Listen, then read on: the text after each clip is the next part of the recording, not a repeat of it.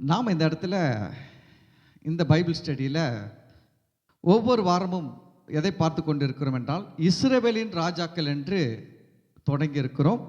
இஸ்ரவேலின் முதல் ராஜா சவுலை குறித்து தொடங்கும் பொழுது இஸ்ரவேலின் முதல் ராஜாவாகிய சவுல் தேவனை அறியாமல் அவர் மனம் போல சில காரியங்களை செய்கிறார். அதை குறித்து தேவன் பேசும்பொழுது என்ன சொல்றாருன்னா, பலிகளை பார்க்கிலும் கீழ்ப்படிதல் உத்தமம், ஆட்டுக்கடாக்களின் நினத்தை பார்க்கிலும் செவி கொடுத்தல் உத்தமம் அப்படின்னு சொல்றாரு. அப்போ நம்ம நம் தேவனை நம்ம எப்படி அறியணும் அப்படின்றதை குறித்து நம்ம போய்கொண்டிருக்கிறோம். பழைய உடன்படிக்கையின் மூலமாக தேவனை அறிகிறது ஒரு விதம், புதிய உடன்படிக்கையின் மூலமாக தேவனை அறிவது இன்னொரு விதம். அல்லேலூயா, அல்லேலூயா. அதாவது ஒரு அப்பா இருக்கிறார்னா அவரை வீட்டில் இருக்கிற பிள்ளை அறிந்திருப்பது ஒரு விதம், வெளியில் இருக்கிற பிள்ளை அறிந்திருப்பது ஒரு விதம். ஆனால் ஒரே மனுஷன்தான். வீட்டில் இருக்கிறவங்க ஒரு விதமாக அறிஞ்சு வச்சுருப்பாங்க, வெளியில் இருக்கிறவங்க இன்னொரு விதமாக அறிஞ்சு வச்சுருப்பாங்க. ரெண்டும் ஒன்றா இருக்குமா அப்படின்னா ஒன்றா இருக்காது, வித்தியாசம் இருக்கும். அப்போ பழைய ஏற்பாட்டில் நியாயப்பிரமாண காலத்தில் தேவனை அவர்கள் அறிந்த விதத்துக்கும் நம்ம இப்போ இருக்கிறது கிருபையின் காலத்தில் இருக்கிறோம். கிருபையின் காலத்தில் நாம் தேவனை அறிந்து கொள்வதற்கும் நிறைய வித்தியாசங்கள் இருக்கிறது. பழைய ஏற்பாட்டில் பார்த்தீங்கன்னா பழைய உடன்படிக்கை நியாயப்பிரமாணம், புதிய ஏற்பாட்டில் பார்த்தீங்கன்னா புதிய உடன்படிக்கை. பழைய உடன்படிக்கை புதிய உடன்படிக்கை பெரிய வித்தியாசம் இருக்குது. பழைய உடன்படிக்கை வார்த்தைகள் எங்கே இருந்ததுன்னா கற்களிலே எழுதப்பட்டு மோசையின் கருத்தில் தேவன் என்ன பண்ணார், கொடுத்தார். எதில் எழுதி கொடுத்தார்? வார்த்தைகளை கையில் எழுதி கொடுத்தாரு. புதிய உடன்படிக்கையில் இருதயத்தில் எழுதி வச்சிருக்கிறாரு. புதிய உடன்படிக்கையில் என்ன பண்ணியிருக்காரு? நம்முடைய இருதயத்தில் எழுதி வச்சிருக்கிறாரு. கையில் கொடுத்த கல்லுக்கும் புரியுதுங்களா, உள்ள இருக்கிறதுக்கும் வித்தியாசம் இருக்குது. ஒரு வாய்ப்பாடு மனப்பாடம் பண்ணுறாங்க, தெரியாத ஆள் எடுத்து என்ன பண்ணுறாரு, வாய்ப்பாடை எடுத்து அதில் இருக்கிறதெல்லாம் பார்த்து பார்த்து சொல்கிறாரு. ஆனால் வாய்ப்பாடு தெரிஞ்ச ஒரு உள்ளே இருக்குது. அப்போ அவர் சொல்கிறதுக்கு என்ன இருக்குது, வித்தியாசம் இருக்குது. இவரால் எப்போ சொல்ல முடியும்? அதெல்லாம் பார்த்தா தான் சொல்ல முடியும். இவர்கிட்ட பார்க்கலன்னா கூட என்ன பண்ண முடியும், சொல்ல முடியும், ஏன்னா உள்ளே இருக்கிறது. ஆமென். பழைய ஏற்பாட்டில் தேவன் நடத்துன்னு பார்த்தீங்கன்னா வெளியிலிருந்து நடத்தினார். புதிய ஏற்பாட்டில் நமக்குள்ளேருந்து நம்மை நடத்துகிறார். அல்லேலூயா, எவ்வளோ பெரிய ஸ்லாக்கியம். பழைய ஏற்பாட்டில் மோசே ஜெபிச்சாரு, ஆண்டவரே எங்களுக்கு முன்பாக உங்கள் சமூகம் செல்ல வேண்டும், உங்கள் சமூகம் எங்களுக்கு முன்பாக செல்லலைன்னா எங்களை நீங்கள் என்ன பண்ண வேணாம், அழைத்து கொண்டு போக வேண்டாம் அப்படின்னு சொல்லிட்டு மோசே ஜெபிச்சாரு. ஆனால் புதிய ஏற்பாட்டில் தேவன் நமக்கு முன்னாடி செல்றது கிடையாது, நமக்குள்ளே இருந்து நம்மை நடத்தி கொண்டு செல்கிறார். அது நம்ம மறந்து போகக்கூடாது. நம்ம புதிய ஏற்பாட்டில் இருக்கிறோம், புதிய உடன்படிக்கையில் இருக்கிறோம், கிருபையின் காலத்தில் இருக்கிறோம். அல்லேலூயா. அதனால தான் பழைய ஏற்பாட்டில் இருக்கிறதெல்லாம் நம்ம போட்டு நம்ம தலையில் போட்டு குழப்பிக்க கூடாது. ரொம்ப தெளிவான சத்தியங்களை அறிந்து கொள்ள வேண்டும். ஆமென். ஓகே. தேவன் நேற்றும் இன்றும் என்றும் மாறாதவராக இருக்கிறார். ஆமென். தேவன் அப்பவும் மாறல, இப்போவும் மாறல, நாளைக்கும் மாற மாட்டார். அப்பவும் அன்புள்ளவராக தான் இருக்கிறார், இன்றைக்கும் அன்புள்ளவராக தான் இருக்கிறார், நாளைக்கும் அன்புள்ளவராக தான் இருக்கிறார். அப்பவும் தேவன் கிருபை உள்ளவராக இருக்கிறார், இன்றைக்கும் கிருபை உள்ளவராக இருக்கிறார், நாளைக்கும் கிருபை உள்ளவராக இருக்கிறார். அப்பவும் மன்னிக்கிறவராக இருக்கிறார், இப்பவும் மன்னிக்கிறவராக இருக்கிறார், நாளைக்கும் மன்னிக்கிறவராக இருக்கிறார். ஆனால் என்னன்னா, அந்த நியாயப்பிரமாண காலத்தில் வாழ்ந்த மக்கள்களுக்கு சட்டதிட்டங்கள், தண்டனை அதிகமாக இருந்தது. நம்ம இப்போ நியாயப்பிரமாணத்தில் இல்லை, நம்ம நியாயப்பிரமாணத்திலிருந்து விடுதலை ஆகி விட்டோம். நியாயப்பிரமாணத்திலிருந்து விடுதலை ஆகிட்டோம்னா நியாயப்பிரமாணம் நம்ம என்ன பண்ண முடியாதுன்னா, எனக்கு அடிமைன்னு சொல்லி நம்மளை போட்டு நம்மளை அடிமைப்படுத்தி அதோடைய தண்டனை, அதோடைய சாபத்தெல்லாம் நம்ம மேலே என்ன பண்ண முடியாதுன்னா இன்புட் பண்ண முடியாது. ஏன்னா இயேசு கிறிஸ்து 2000 வருஷத்துக்கு முன்னாடி நமக்காக அவர் நியாயப்பிரமாணத்தின்படி சாபமானார். அவர் சாபமாகி நம்ம நியாயப்பிரமாணத்தின் சாபங்களுக்கெல்லாம் என்ன பண்ணிட்டார், நீங்களாக்கி மீட்டு கொண்டார். அதனால் இப்போ நியாயப்பிரமாண சாபம் நம்மளை என்ன பண்ண முடியாது, ஆட்டி படைக்க முடியாது. நம்ம அதெல்லாம் தெரிஞ்சுக்கணும். பழைய ஏற்பாடுலேருந்து ஒருத்தர் எடுத்து ஒரு சாபத்தை எடுத்து கர்த்தர் இப்படி சாபம் போட்டுக்கிறார், அப்படி சாபம் போட்டுக்கிறாரு, இப்படி சொல்லிக்கிறார், அப்படி சொல்லிக்கிறாரு, கர்த்தர் உனக்கும் செய்வார்னா நம்ம வந்து அப்படியே கலங்கி நிற்க வேண்டிய அவசியமே கிடையாது. நம்ம சொல்லணும், நான் நியாயப்பிரமாணத்தில் இல்லை, நான் கிறிஸ்துவோடு கூட இருக்கிறேன், இயேசு கிறிஸ்துவோடு கூட கிறிஸ்துவின் பிரமாணத்தில் இருக்கிறேன், கிருபையின் பிரமாணத்தில் இருக்கிறேன். நமக்கு அதெல்லாம் தெரிய வேண்டும். நம்ம தெரியாமல் நம்ம போட்டு குழப்பிக்க கூடாது. அல்லேலூயா. சரி, இப்போ பழைய ஏற்பாட்டில் இருந்ததுக்கும் இப்போத்துக்கும் பெரிய வித்தியாசம் இருக்கிறது. இப்போ நம்ம அதை பற்றி தான் பார்த்து கொண்டு இருக்கிறோம். தேவனை அறிகிற அறிவு ரொம்ப முக்கியம். ஏன்னா ஒருத்தரை பற்றி நமக்கு நல்லா தெரிஞ்சாதான் நம்ம நல்லா இருக்க முடியும். அல்லேலூயா. எப்பவுமே வந்து நம்ம யாரோடு இருக்கிறோமோ அவரை பற்றி நன்றாய் தெரிந்திருக்க வேண்டும். ஒரு இடத்துல வேலை செய்கிறோம்னா ஓனரை பற்றி நல்லா தெரிஞ்சிருந்தால் தான் நம்ம அந்த இடத்துல என்ன பண்ண முடியும், நல்லா இருக்க முடியும். ஓனரை பற்றி தெரியலன்னா என்ன ஆகும், பிரச்சனை ஆகும். ஓனர்கிட்ட இருந்து நன்மை வருவதற்கு பதில் நமக்கு என்ன வந்துடும், தீமை வந்துடும், கெடுதல் வந்துடும். அதுபோல் நமக்கு நம்மோடு இருக்கிறவர்கள் பற்றி நமக்கு தெரியணும்.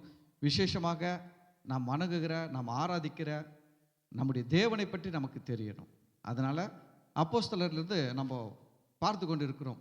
ஏன்னா பழைய ஏற்பாட்டின்படியே தேவனை என்ன பண்ணக்கூடாதுன்னா நம்ம புதிய ஏற்பாட்டிலையும் பார்க்கக்கூடாது.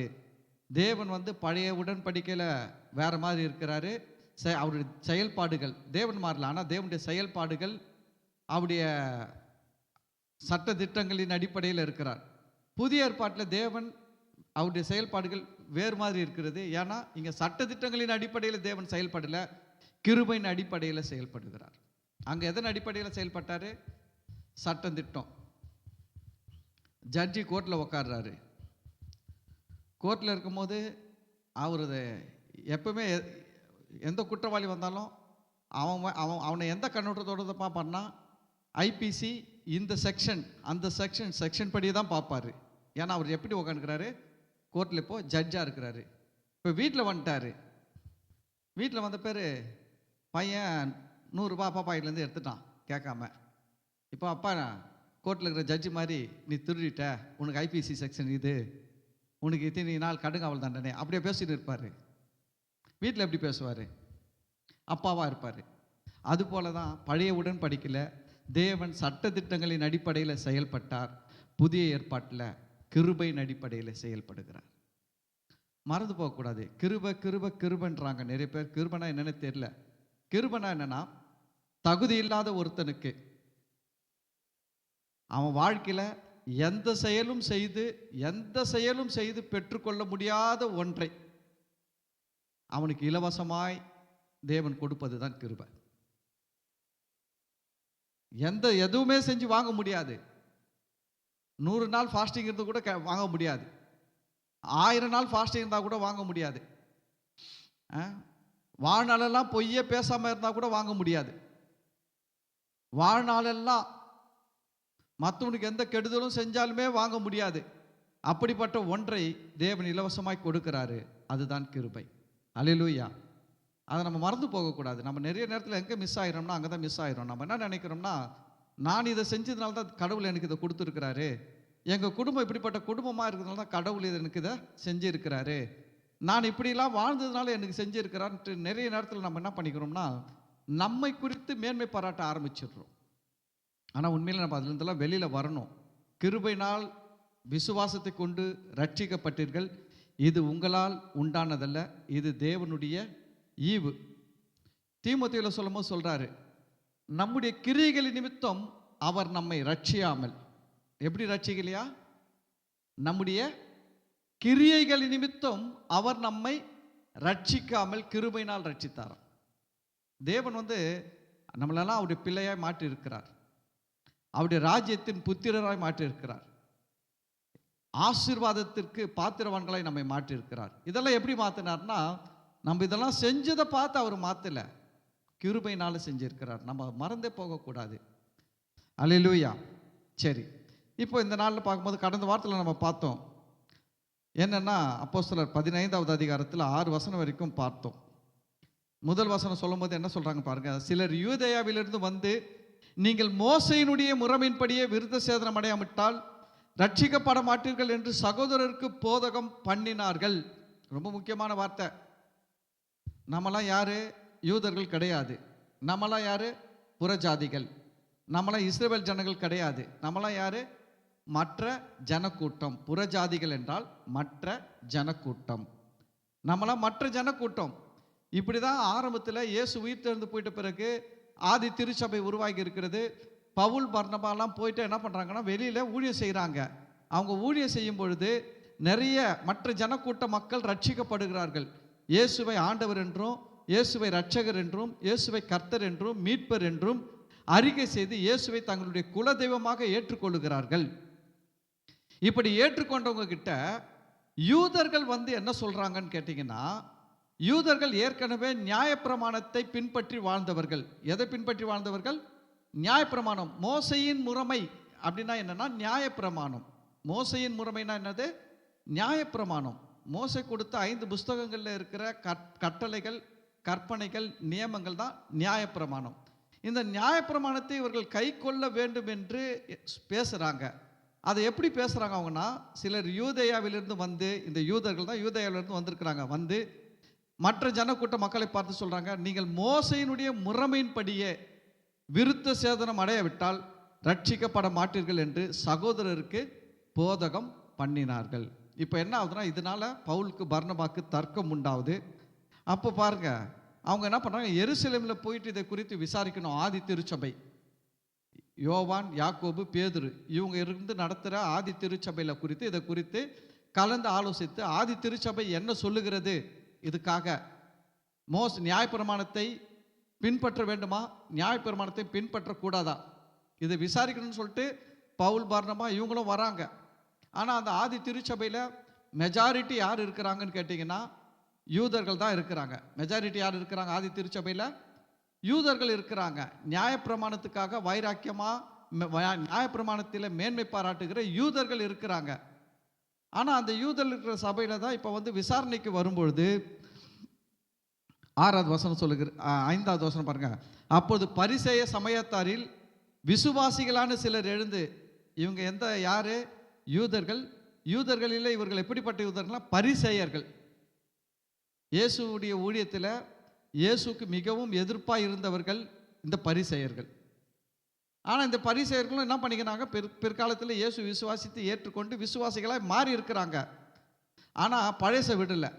நல்லா கவனிங்கண்ணா, இயேசுவை ஏற்றுக்கொண்டாலும் பழைய பாரம்பரியத்தை, பழைய பழக்க வழக்கத்தை, பழைய ஆராதனை முறைமைகளை இவங்க என்ன பண்ணல, விடலை. அதை வச்சுன்னு இருக்கிறாங்க. இப்போ இவங்க என்ன சொல்கிறாங்கன்னா, பரிசேய சமயத்தாரில் விசுவாசிகள் ஆன சிலர் விசுவாசிகள் ஆயிட்டாங்க. பரிசேயர்கள் விசுவாசிகள் ஆயிட்டாங்க, ஆனால் அவர்கள் எழுந்து, இதுதான் பிரச்சனை. எப்பவுமே வந்து பைபிளில் நம்ம படித்து பைபிளை புரிந்து கொண்டு தேவன், இயேசு கிறிஸ்து, பரிசுத்தாவினரெல்லாம் புரிந்து கொண்டு நம்ம வாழ்கிற வாழ்க்கைக்கும் மற்றவங்க சொல்கிறத கேட்டு வாழ்கிற வாழ்க்கைக்கும் நிறைய வித்தியாசங்கள் இருக்கிறது. எப்பவுமே நம்ம நீங்கள் யார் பேசினாலும் நீங்கள் பைபிள் திறந்து அதில் இப்படி தான் சொல்லியிருக்குதான்ட்டு ஒரு முறைக்கு 2 முறை செக் பண்ணணும். யார் பேசினாலும் அப்படியே ஏற்றுக்கக்கூடாது. புரியுதுங்களா? ஏன்னா உங்கள் கையிலையும் கர்த்தர் பைபிள் கொடுத்துருக்கிறாரு, போதிக்கிறவங்க கையிலையும் பைபிள் கொடுத்துருக்கிறாரு. என்ன ஒன்றுனா உங்களுக்கு தெரியணும், 2 2 4ன்னு தெரிஞ்சாதான் யார் சரியாக பேசுகிறாங்க யார் தப்பாக பேசுகிறாங்கன்ட்டு தெரியும். பெருக்கல்னா என்னன்னு தெரியாத ஒருத்தர்கிட்ட போயிட்டு எப்படி அவர் இது கரெக்டாக சொல்கிறாரா இல்லையா அப்படின்னு எப்படி கண்டுபிடிக்க முடியும்? ஒரு கூட்டல் தெரியுது, கழித்தல் தெரியுது, பெருக்கல் தெரியல வச்சுக்கோங்க. பெருக்கல்னா என்னன்னு தெரியல, ஆனால் ஒருத்தர் வந்து பேசுகிறாரு. அப்போது பெருக்கல் தெரியாத ஆள்கிட்ட அவர் எது பேசினாலும் என்ன சொல்வார், அது அப்படிதாம்மா வரும் போ நீ சொல்வாரா சொல்ல மாட்டார்களா? தெரியணும் நமக்கு. அப்போ அது போல தான் சத்தியத்தையும் அறிவீர்கள், சத்தியம் உங்களை விடுதலையாக்கும். சத்தியம் தான் நம்மளை வந்து என்ன பண்ணணும்னா விடுதலையாக்கும். அதனால் சத்தியத்தை நம்ம எப்பவுமே அறிந்து கொள்வதில் எப்பவுமே முக்கியத்துவம் கொடுக்கணும். பாருங்கள், பைபிள் ஸ்டடிக்கு நிறைய பேர் வரமாட்டாங்க. ஏன் வரமாட்டாங்க? சண்டே சர்வீஸ்க்கு வருவாங்க, ஆனால் பைபிள் ஸ்டடிக்கு என்ன பண்ண மாட்டாங்க, வரமாட்டாங்க. ஏன்னா பிசாசு என்ன பண்ணுவோன்னா அவங்களெல்லாம் தடை பண்ணி வைப்பான். நீ போய் சத்தியத்தை என்ன பண்ணக்கூடாது, கற்றுக்கொள்ளக்கூடாது. நீ போ ஜாலியாக பாட்டு பாடு, வர்ஷிப் பண்ணு, வேற என்ன வேணாலும் பண்ணிக்கோ, சத்தியத்தை அறிக மட்டும் என்ன பண்ண மாட்டான், விட மாட்டான். அது பிசாசுடைய பெரிய தந்திரம். பாருங்க, பரிசேய சமயத்தாரில் விசுவாசிகளான சிலர் எழுந்து அவர்களை கவனிங்க, அவங்க என்ன சொல்றாங்க, விருத்த சேதனம் பண்ணுகிறதும் மோசையின் நியாயப்பிரமாணத்தை கை கொள்ளும்படி அவர்களுக்கு கற்பிக்கிறதும் அவசியம் என்றார்கள். என்ன சொல்றாங்க? அவசியம் அப்படின்றாங்க. அவசியம்னா என்ன? கண்டிப்பா செய்யணும், கண்டிப்பா செஞ்சுதான் ஆகணும் அப்படின்றாங்க. அப்போ 6வது வசனம், அப்போஸ்தலரும் மூப்பரும் இந்த காரியத்தை குறித்து ஆலோசனை பண்ணும்படி கூடினார்கள். வருத்தமான விஷயம் என்னன்னா, இந்த அப்போஸ்தலர்கள் யாரு அப்படின்னா இயேசுவோடு கூட இருந்தவர்கள். இயேசுவோடு கூட 3½ வருஷம் இயேசு இந்த சீஷர்களை, இந்த அப்போஸ்தலர்கள் இவங்களை 3½ வருஷம் வச்சு அவர் 3½ வருஷம் என்ன பண்ணார்னா, ஒரு பக்கம் ஜனங்களுக்கு ஊழியம் செய்தாலும் இன்னொரு பக்கம் பிரதானமாக இவங்கள கற்றுக் கொடுத்து வழி நடத்தினார். இவர்களுக்கு என்ன பண்ணார்? நிறைய காரியங்களை கற்றுக் கொடுத்தாருங்க. எதெல்லாம் கற்றுக் கொடுத்தாருன்னா, சத்தியத்தை கற்றுக் கொடுத்தாரு. கிருபைனா என்னன்ட்டு வெளிப்படுத்தினார். தெரியுங்களா? அவங்கக்கிட்டலாம், இந்த அப்போஸ்தலர்கள்ட்ட இயேசு பார்த்தீங்கன்னா எதை தான் வெளிப்படுத்தினார்? கிருபையை வெளிப்படுத்தினார், சத்தியத்தை வெளிப்படுத்தி காட்டினார். ஆனால் 3½ வருஷம் இவங்க இருந்து கூட இவங்க இவங்களால சொல்ல தெரியல. என்ன சொல்ல தெரியல? நியாயப்பிரமாணத்தை நாம் கை கொள்ள வேண்டிய அவசியம் கிடையாதுப்பா, இயேசு என்ன பண்ணியிருக்கிறாரு, நம்ம நியாயப்பிரமாணத்திலிருந்து விடுதலை ஆக்கிட்டார்ப்பா அப்படின்னு சொல்ல தெரியலையா, தைரியம் இல்லையா? அதுதான் இப்போ பிரச்சனை. சொல்ல தெரியவில்லையா, தைரியம் இல்லையா? அதுதான் இன்னைக்கு பெரிய பிரச்சனை. நிறைய பேர் எப்பவுமே நம்ம பாருங்க, ஒரு கூட்டத்தில் உட்காந்துருக்கோன்னு வச்சுக்கோங்க, சில நேரத்தில் எல்லாரும் ஒருத்தர் பேசுறதுக்கு சரின்னு சொல்லி நிறைய பேர் கை தூக்கி சொன்னால் அது தப்புன்னு தெரிஞ்சால் கூட தெரிஞ்சவங்க என்ன பண்ண மாட்டாங்கன்னா, எதிர்த்து பேச மாட்டாங்க. சரி, இவ்வளோ பேர் என்ன பண்ணுறான், அதை சரின்னு சொல்லி ஏற்றுக்கிறான், நம்மளுக்கு தெரியுது தப்புன்ட்டு, சரி நம்ம எதுக்கு இதுக்காக என்ன பண்ணணும், ஒரு எதிர்ப்பின் குரலை கொடுக்கணும், நம்ம அமைதியாக இருந்துப்போம் அப்படின்ற மாதிரி. எப்படி அந்த மெஜாரிட்டிக்கு கீழே இவங்க பலிகடாவாக ஆகிடுவாங்க. மெஜாரிட்டிக்கு கீழே என்ன ஆகிடுவாங்க? பலிகடாவாக ஆகிடுவாங்க. அதுபோல் இந்த அப்போஸ்தலர்கள் பார்த்தீங்கன்னா, அந்த யூதர்கள், பரிசேய சமயத்தை சேர்ந்த யூதர்கள், இவங்க மெஜாரிட்டியாக இருக்கிறதுனால இவங்களுடைய ஆதரவு தேவை, இவங்களையும் நம்ம ரட்சிப்புகளை நடத்தணும், அது இதுன்னு என்னென்னமோ வச்சுக்கின்னு என்ன பண்ணுறாங்கன்னா, இவங்க அப்போஸ்தலர்கள் இயேசுவின் கிருபையையும் இயேசு கிறிஸ்து சொன்ன சத்தியத்தையும் என்ன பண்ணுறாங்கன்னா, முழுமையாக போதிக்காமல் நியாயப்பிரமாணத்தை கை கொள்வது நல்லதுன்ற மாதிரி போயின்னு இருக்கிறாங்க. இப்படிப்பட்ட சூழ்நிலையில் தான் பாருங்க, 7வது வசனம் சொல்லுது, மிகுந்த தர்க்கம் உண்டான போது. ஏற்கனவே தர்க்கம் உண்டாச்சு. ஏற்கனவே என்ன உண்டாச்சு? ஏற்கனவே தர்க்கம் உண்டாச்சுங்களா, உண்டாகலைங்களா? மிகுந்த வாக்குவாதமும் தர்க்கமும் 2வது வசனத்தில் உண்டாயிடுச்சு. இப்போ முதல் தனியாக தர்க்கமோ, முதல் இந்த ரட்சிக்கப்பட்ட யூதர்களுக்கும் பவுலுக்கும் பர்னபாவுக்கும் தான் தர்க்கம். இப்போ சபையாக கூடியாச்சு. சபையாக கூடிட்ட பிறகு சபைக்கு முன்னாடி தர்க்கம். முதல்ல சபைக்கு பின்னாடி தர்க்கம், இப்போ சபைக்கு முன்னாடி தர்க்கம். பாருங்க என்னன்னா, இன்னைக்கு மனுஷனுடைய மனம் எப்படி இருக்குதுன்னா, கடவுள் இலவசமாய் கொடுப்பார்ன்றத ஏற்றுக்கொள்ளுகிற மனநிலை மனுஷனுக்கு கிடையாது. கடவுள் இலவசமாக கொடுப்பார்னா ஏற்றுக்க மாட்டேன்றான். நம்ம போய் சொல்கிறோம், இப்போ வெளி உலகத்தில் போய் சொல்கிறோம், சபைக்குள்ள சபைக்கு வெளியில் போய் சொல்கிறோம், இயேசு உன்னை வாழ வைக்கும்படி அழைக்கிறார். உடனே அவன் என்ன கேட்குறான், நான் என்ன செய்யணும்? நீ ஒன்றும் செய்ய வேணாம், இயேசுவை நம்பி வா. அது எப்படியா?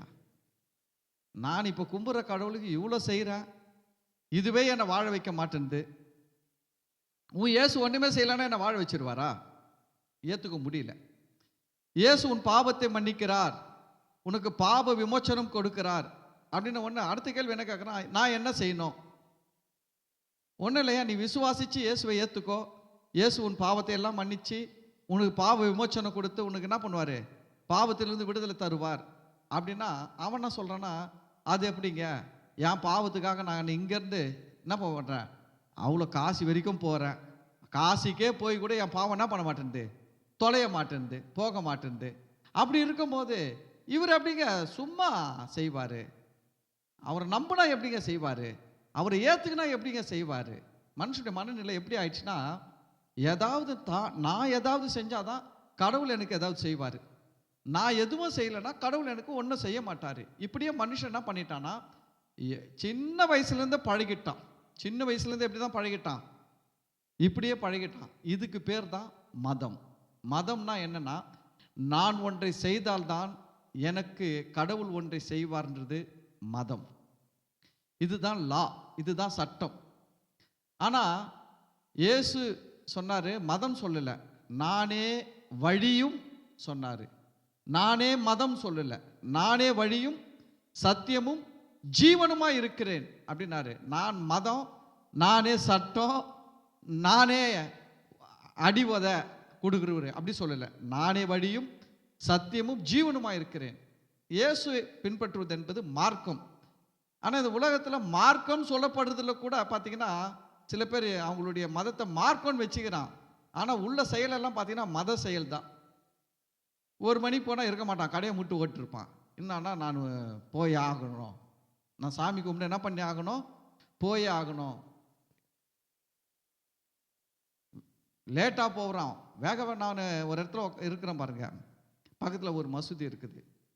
வண்டிகளை வேகமாக வந்து நிறுத்துவாங்க, டபால் டபால் டபால் டபால் நிறுத்துவாங்க. சிலர்லாம் முன்னாடியே போயிடுவாங்க. சில பேர் லேட்டாக வந்து வண்டியை நிறுத்துறதுக்கு இடம் இல்லாமல் அல்லாடி ரோட்டில் கூட நிறுத்திடுவானுங்க. நிறுத்த அடிச்சு பிடிச்சின்னு ஓடுவான். அது வாரத்தில் வியாழக்கிழமையில் நடக்காது, புதன்கிழமையில் நடக்காது, செவ்வாய்க்கிழமையில் நடக்காது, திங்கக்கிழமையில் நடக்காது, கரெக்டாக வெள்ளிக்கிழமை தான் நடக்குது. அடிச்சு பிடிச்சின்னு வண்டியெல்லாம் விட்டுட்டு ஓடுறான். எங்கடா ஓடுறீங்க? என்ன அண்ணா, அது கடமை, நான் செய்யலைன்னா அவள் தான் தொலைஞ்சேன். இதுதான் சொல்றது மதம். மதம் என்பது என்னன்னா, நான் கண்டிப்பாக செஞ்சு ஆகணும், நான் செஞ்சாதான் எனக்கு கடவுள் எனக்கு நல்லா செய்வார், இல்லைன்னா என்னை கொண்டு போட்டுருவார், என்ன உதைப்பார் என்ன அப்படின்னு நினைக்கிறது தான். அப்படி ஒரு சட்டத்திட்டத்தில் இருக்குது தான் மதம். ஆனால் நம்முடைய கிறிஸ்தவம் என்பது மதம் கிடையாது, மார்க்கம். நம்ம மறந்து போகக்கூடாது. நம்முடைய கிறிஸ்தவம் என்பது மதம் கிடையாது, மார்க்கம். இப்போ இங்கே என்னன்னு கேட்டிங்கன்னா, இது அந்த மதத்திலிருந்து ஊறி ஊறி ஊறி வந்ததுனால இங்கே என்ன ஆகுதுன்னு கேட்டிங்கன்னா, நீ ஒன்றும் செய்ய வேணாம், இயேசு உனக்கு எல்லாமே செய்திருக்கிறார் சொன்னால் அவனால் அதை ஏற்றுக்க முடியல, அவனால் நம்ப முடியல, அவனால் ஜீர்ணிச்சிக்க முடியல. இந்த மனசு வந்து ஒத்துக்கவே மாட்டேன்து. இந்த மனசு என்ன பண்ண மாட்டேன்து, ஒத்துக்க மாட்டேன்து. ஏன்னா அப்படியே பழகிடுச்சு இந்த மனசு. இந்த மனசு ஏதாவது செஞ்சாதான் பழகிடுச்சு. ஒரு மெழுகுவத்தியாவது எடுத்துன்னு போய் கொளுத்துனா தானேங்க. மெழுகுவத்தி கூட வேணாயா, ஏசு உன்னை நல்லா வைப்பாரு. அது எப்படிங்க, அட்லீஸ்ட் ஒரு மெழுகுவத்தியாவது கொளுத்துனுங்க ஏசுனதற்கு. அதனால இப்படி பழகி பழகி பழகினதுனால இப்போ பாருங்க, நம்ம மட்டும் இல்லை இப்படி பழகுனது, யூதர்களும் அப்படியே பழகிட்டாங்க. யூதர்களும் நியாயப்பிரமாணத்தை பின்பற்றி வாழ்ந்து வாழ்ந்து வாழ்ந்து சட்டத்திட்டங்களின்படி வாழ்ந்து, கடவுள் கொஞ்சம் சட்டத்திட்டம் கொடுத்தாரு சொல்கிறாங்க. கடவுள் வந்து ஏதோ கொஞ்சம் தான் கொடுத்தாராம். இதை வந்து இவங்க நிறைய ஆக்கிட்டாங்களாம். யூதர்கள் கடவுள் கொடுத்த சட்டங்கள் எல்லாம் இவங்க எக்ஸ்ட்ரா எக்ஸ்ட்ரா எக்ஸ்ட்ரா ஆக்கி நிறைய சட்டங்கள் ஆக்கிட்டாங்களாம். நிறைய சட்டங்கள் ஆக்கி அதில் வந்து பார்த்தீங்கன்னா கடவுள் சொன்னதை விட்டு எங்கேயோ போயிடுச்சு இவங்க ஏற்படுத்தின சட்டத்திட்டங்கள். கடவுள் எந்த நோக்கத்தோடு கொடுத்தாரோ அந்த நோக்கத்தையே மறந்து வேற மாதிரி போயின்னு இருக்குது சட்டத்திட்டங்கள். அதனால இந்த சட்டத்திட்டங்களுக்கு இவங்க அடிமை ஆயிட்டாங்க. இப்போ இயேசுவை ஏற்றுக்கினா கூட இவங்க மனசு வந்து இயேசு செய்திருக்கிற செயல் மூலம் நான் நன்றாய் இருப்பேன் என்பதை நம்ப முடியவில்லை, நம்ப மறுக்கிறது. இன்னைக்கும் அது பாருங்க, எப்படி ரட்சிக்கப்படாத ஜனங்கள்கிட்ட அந்த நம்பிக்கை இருக்குதோ அது போல யூதர்கள்கிட்ட எப்படி இருந்ததோ அது போல இன்னைக்கு கிறிஸ்தவங்க கிட்டேயும் வந்துச்சு. இன்னைக்கு கிறிஸ்தவங்க கிட்டேயும் என்ன வந்துச்சு. இன்னைக்கு இயேசுவை ஏற்றுக்கொண்டாலும் கிருபையில் ரட்சிக்கப்பட்டு இருந்தாலும் அவங்களால வந்து நான் இதை செய்யலைன்னா எப்படிங்க எனக்கு இயேசு செய்வார். அவங்க கேட்குற கேள்வி என்னது, நான் இதை செய்யலைன்னா எனக்கு எப்படி கடவுள் செய்வார். அப்போ என்ன ஒன்றும் செய்ய வேணான்றீங்களா? உங்களை யாரும் ஒன்றும் செய்ய வேணாம் சொல்ல. நீங்கள் பரிசுத்தமாக இருங்க, நீங்கள் நீதியாக இருங்க, நீங்கள் நற்கிரியைகளை செய்யுங்க. 4 பேர் சோறு போட போகிறீங்களா போடுங்க, 4 பேருக்கு ஏன்னா துணி வாங்கி கொடுக்க போகிறீங்களா வாங்கி கொடுங்க, 4 பேருக்கு பெட்ஷீட் வாங்கி கொடுக்க போகிறீங்களா வாங்கி கொடுங்க, ஏழைகளுக்கு உதவி செய்ய போகிறீங்களா செய்யுங்க. என்னெல்லாம் உங்களுக்கு தோணுதோ எல்லாம் எந்தெந்த நல்லதெல்லாம் செய்யணும்னு தோணுதோ செய்யுங்க. வசனம் சொல்லுகிறது நற்கிரியைகளை செய்யும்படிக்கு கிறிஸ்து இயேசுவுக்குள் தேவன் நம்ம என்ன பண்ணியிருக்கிறாரு, நியமித்து இருக்கிறார், முன்குறித்து இருக்கிறார். நல்ல கிரியைகளை செய்து தப்பு கிடையாது, செய்யுங்க. ஆனால் கவனிக்க வேண்டியது என்னன்னா, நான் இதெல்லாம் செஞ்சு இருக்கிறதுனால இயேசு எனக்கு செய்வாருன்னு நீங்க நினைச்சீங்கன்னா, நான் சொல்றேன், நீ செஞ்சதே உனக்கு சாபம். நீ செஞ்சதே உனக்கு என்ன ஆயிடுச்சு? சாபம். ஏன்னா நீங்க வந்து என்ன பண்ணிட்டீங்கன்னா, இயேசு செஞ்சதை மட்டுப்படுத்திட்டீங்க. இயேசு சிலுவையில செஞ்சதுக்கு ஈடாக இந்த உலகத்துல எந்த மனுஷனும் ஒண்ணுமே செய்ய முடியாது. இயேசு பரலோகத்தின் தேவன். பரலோகத்தின் தேவன் இந்த பூமியில மனுஷனா வந்தார் பாருங்க. அந்த ஒரு செயலுக்கு ஈடாக இணையாக எந்த கிறிஸ்தவனோ ஒரு நாளைக்கு 1000 பேருன்னு சொல்லி சாகிற வரைக்கும் 1000 பேருக்கு சோறு பட்டா கூட இயேசு பரலோகத்தை விட்டு இறங்கி வந்ததற்கு ஈடாக இணையாக ஒரு தூசி அளவு கூட வர முடியாது. ஆனா இன்னைக்கு என்ன ஆயிட்டாங்க கிறிஸ்தவங்க? அவங்களால இருக்க முடியல. இயேசு செய்த செயல்களின் அடிப்படையில் அவங்க வந்து தேவன்கிட்ட நன்மைகளையும் ஆசீர்வாதங்களையும் பெற்றுக்கொள்ள எதிர்பார்க்க முடியல. அவங்களுக்கு அதில் வந்து அந்த விசுவாசம் வரமாட்டேங்குது, அந்த நம்பிக்கை வரமாட்டேங்குது. எனக்காக இயேசு செஞ்சிருக்கிறாரு, நான் நிச்சயமா வியாதி இல்லாமல் இருப்பேன். நம்ப மாட்டேன்றாங்க. என்ன சொல்றாங்க? அது எப்படிங்க? ஒரு 2 மணி நேரம் டெய்லி ஜெபம் பண்ணதாங்க வியாதியை ஜெயிக்க முடியும். இயேசு என் தரித்திரத்தை சிலுவையில் சுமந்து தீர்த்திருக்கிறாரு, நான் நிச்சயமா சாபம் இல்லாமல் தரித்திரம் இல்லாமல் நான் நல்லா இருப்பேன் அப்படின்றத அவங்களால நம்ப முடியல. அவங்க என்ன சொல்றாங்க? இல்லைங்க, வாரத்துக்கு 2 தடையாவது உபவாசிக்கணும், எனக்கு கொஞ்சம் வியாதி வரணும், இது போல பல கஷ்டங்கள்லாம் வந்து நான் சகிச்சாதான் கடவுள் எனக்கு என்ன பண்ணுவாரு? பின்னாடி நல்லது கொடுப்பாரு, எனக்கு ஒரு ஆசீர்வாதத்தை கொடுப்பாரு. நான் அதெல்லாம் இல்லாமல் எப்படிங்க கடவுள் எனக்கு செஞ்சிடுவாரு? மனுஷனால அதை ஏற்றுக்கொள்ள முடியல, நம்ப முடியல. இதுதான் பெரிய பிரச்சனை. இன்னைக்கு கிறிஸ்தவர்களுக்கு இருக்கிற பெரிய பிரச்சனை என்னன்னா, கிறிஸ்தவர்களால் வந்து இயேசு எனக்கு இலவசமாய் கொடுத்திருக்கிறான்றதை ஏற்றுக்கொள்ள முடியல, நம்ப முடியல. வசனம் சொல்லுகிறது, கிருபையினால விசுவாசத்தை கொண்டு ரட்சிக்கப்பட்டீர்கள், இது உங்களால் உண்டானதல்ல, இது தேவனுடைய ஈவு. அந்த கிருபை குறித்து சொல்லும் போது இலவசமாய், கிருபை குறித்து என்ன சொல்லுது? இலவசமாய் கிருபையினால விசுவாசத்தை கொண்டு ரட்சிக்கப்பட்டீர்கள், இது உங்களால் உண்டானதல்ல, தேவனுடைய ஈவு. கவனிங்க, நம்முடைய வாழ்வே, நம்முடைய ஆசீர்வாதமே, நம்முடைய சுகமே, நம்முடைய உயர்வே எங்க இருந்து தான் தொடங்குதுன்னா, ரட்சிப்பில் இருந்து தான் தொடங்குது. எங்க இருந்து தான் தொடங்குது? ரட்சிப்பில் இருந்து தான் நம்முடைய நன்மைகள் எல்லாம் தொடங்குது. ரட்சிப்பு இல்லைன்னு வச்சுக்கங்க, நமக்கு எந்த நன்மையும் என்ன பண்ணாது, வாழ்க்கையில் வரத்துக்கே வாய்ப்பு கிடையாது. அந்த இது என்ன சொல்றதுன்னா, இப்போ ஒரு நீங்கள் பார்த்துருக்கிறீங்களா, நான் ஃபாரின்லாம் போய்க்கிறேன். இப்போ இஸ்ரேல் தேசத்துக்கு போகும்போது அங்கே பார்த்தீங்கன்னா ஒரு பார்டர் இருக்கும், அங்கே ஒரு கேட்டு மாதிரி வச்சுருப்பாங்க. அந்த கேட்டு உள்ள போனாதான் நான் இஸ்ரேல் தேசத்தையே என்ன பண்ண முடியும், சுற்றி பார்க்க முடியும். எகிப்துக்கும் அப்படி தான் இருக்கும், ஜோர்டானுக்கும் அப்படி தான் இருக்கும், சீரியாவுக்கும் அப்படி தான் இருக்கும். ஒவ்வொரு ஊருக்குள்ளே, காசாக்குள்ளே போகும்போது அப்படி தான் இருக்கும். ஒவ்வொரு ஊருக்குள்ளே போகும்போது ஒரு மெயின் கேட் வச்சுருப்பாங்க. அந்த கேட்டில் நீங்கள் எல்லாம் ப்ரூஃபெல்லாம் காட்டி, ஐடென்டிட்டிலாம் காட்டி உங்களை செக் பண்ணி உள்ளே அனுப்பிட்டாங்கன்னா, உள்ளே யாரும் வந்து உங்கள் ஐடென்டிட்டியை கேட்க மாட்டாங்க, உங்களை செக் பண்ண மாட்டாங்க, உங்களை எதுவுமே பண்ண மாட்டாங்க. நீங்கள் எங்கே வேணாலும் என்ன பண்ணலாம், போகலாம். ஆனால் ஃபஸ்ட்டு கேட்டில் போகிறதுக்கு என்ட்ரன்ஸுக்கு என்ன பண்ணணும், உங்களுடைய ஐடென்டிட்டி எல்லாம் இமிக்ரேஷன் சொல்லுவாங்க, செக் பண்ணுவாங்க. எல்லாத்தையும் செக் பண்ணி அதில் ஒரு சீல் போட்டு பாஸ்போர்ட்டில் குத்து அனுப்புவாங்க. அப்படிதாங்க ரட்சிப்புன்றது என்னன்னா, எல்லா நன்மைகளுக்கும் என்ட்ரன்ஸ் தான் ரட்சிப்பு. ஒரு மனுஷன் ரட்சிக்கப்பட்டுட்டாண்டாலுமே அவன் வாழ்க்கையில் எல்லா நன்மைகளும் அவன் போய் எடுத்துக்கொள்வதற்கு அதுதான் மெயின் கேட்டு.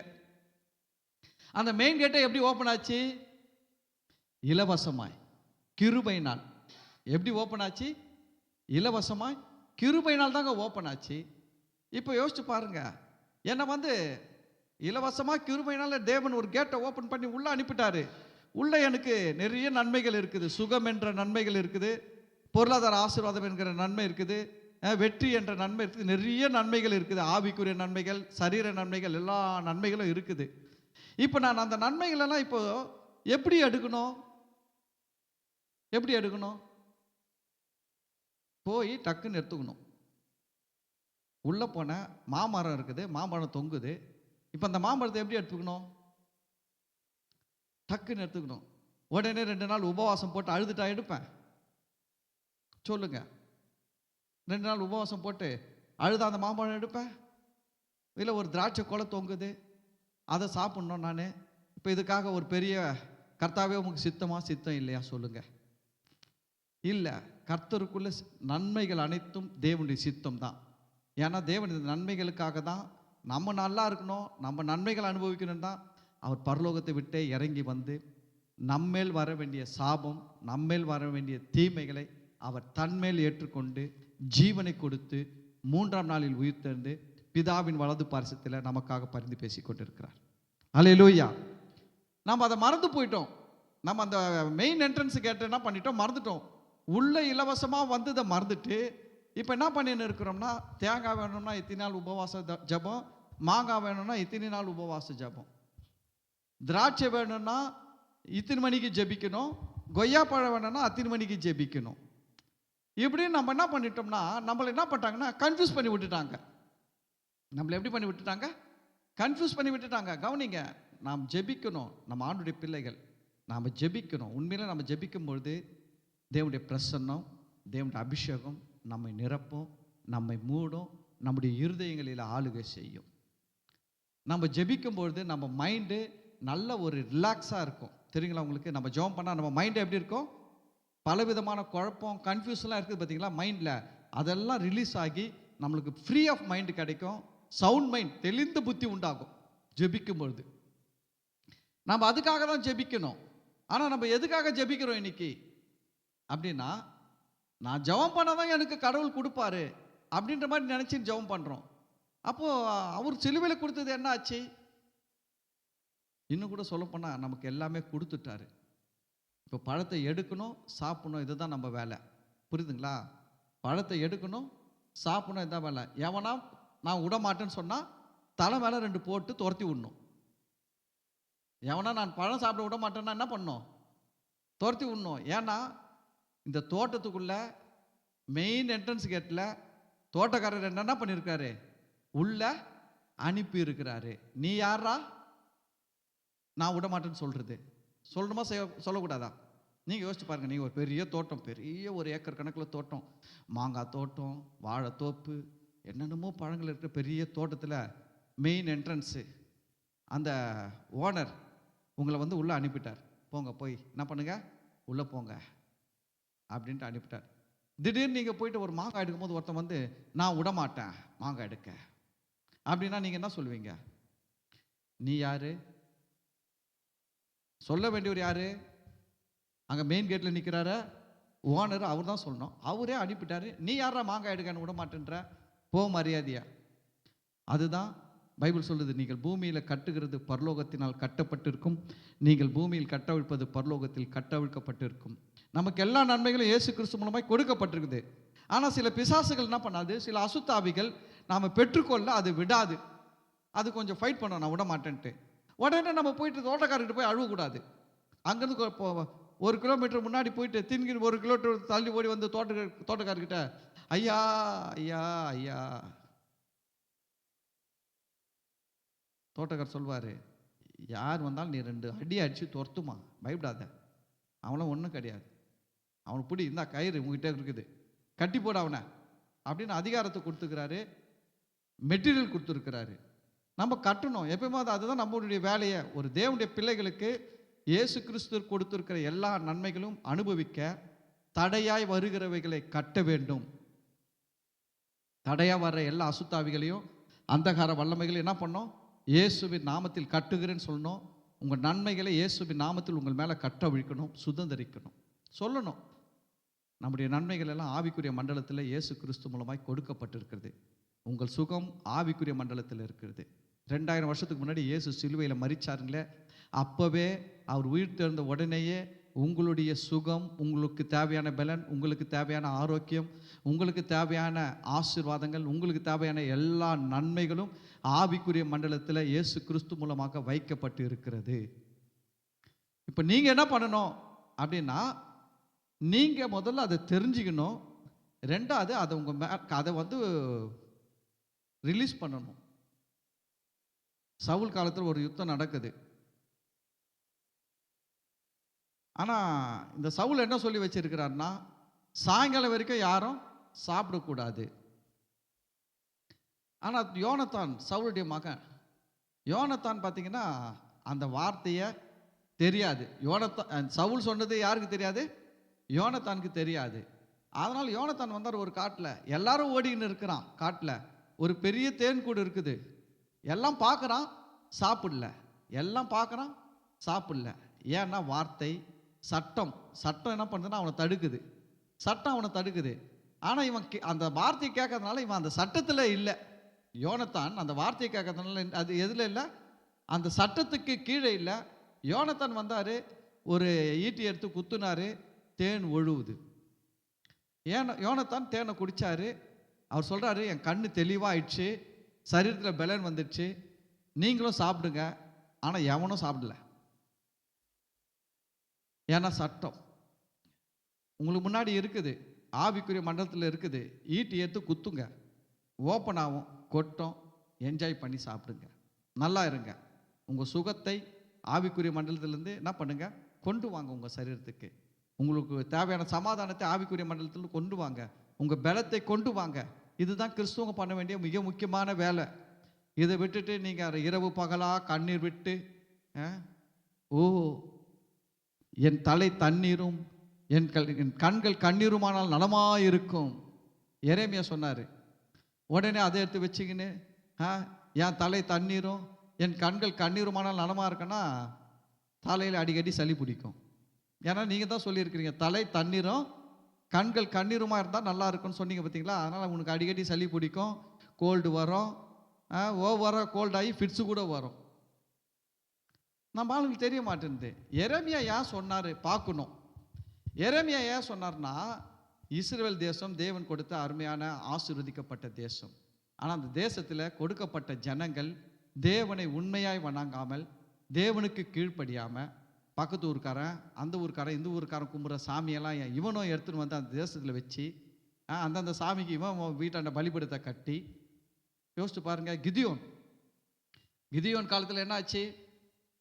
அவங்க அப்பா ஒரு பலிபீடத்தை கட்டி அந்நிய தெய்வத்துக்கு, பாகால்ற தெய்வத்துக்கு, யாரு? கிதியோனுடைய அப்பா அவர் என்ன பண்ணியிருக்காரு? அவர் ஊரில், அவர் வீட்டு பக்கத்தில் பாகாலுக்கு ஒரு பலிபீடம் கட்டி, தோப்பு கட்டி, பாகாலுக்கு சிலையை வச்சுக்கின்னு கும்பிட்டுருந்துக்கிறார். யாரு?